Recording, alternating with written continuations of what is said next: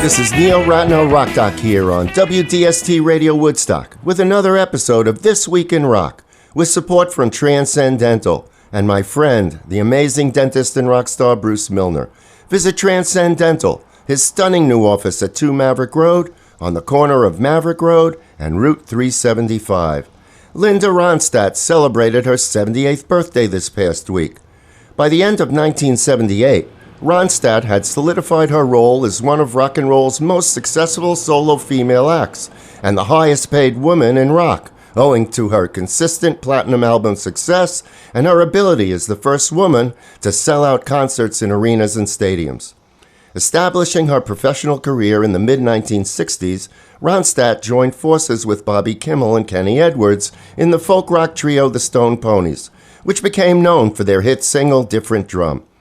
Linda went solo in the early 70s and at various times needed a band. And as she relates, some of the musicians in her touring bands ended up being quite famous themselves. Going to the Troubadour and looking around seeing who's good, I went down to find a drummer one night. I needed to hire a band. Had a tour set up and no band because had been playing with Bernie Ledden and he'd gone off to join the Flying Burrito Brothers. And I don't know what happened to the rest of the band I'd been playing with, but they'd all gone off to do bands. And so we were walking, I was with John Boyle, and we were walking through the Troubadour. We heard this band on stage playing Silver Threads and Golden Needles, but there was my arrangement, and they were playing the guitar solo, note for note, exactly the same as my record. I said, maybe we should just get them, they know the arrangements already. So we went and asked the drummer anyway. We said, we got a tour booked, would you like to come and play drums? And he said, yeah, I thought he'd like to do that. And his name was Don Henley.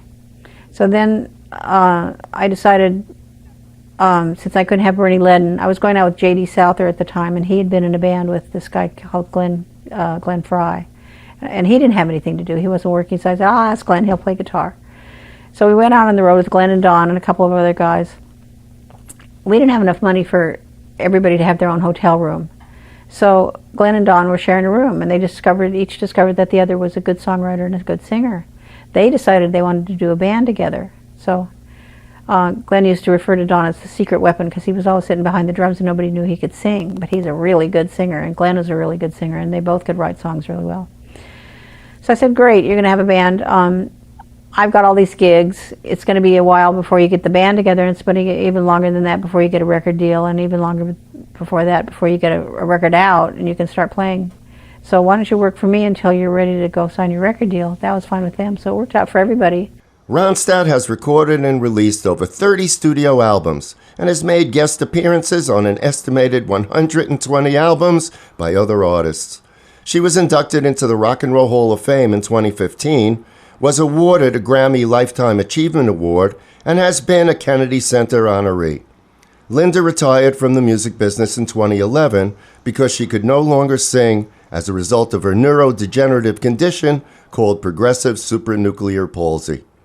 The song You're No Good had been around for a while before Linda recorded it with our producer Peter Asher. And although Linda chose the song, Asher knew it and loved it from a version done by an English band called the Screaming Blue Jeans. The song was a huge breakthrough for Ronstadt, becoming her only #1 hit. All right, let's listen. Linda Ronstadt and You're No Good.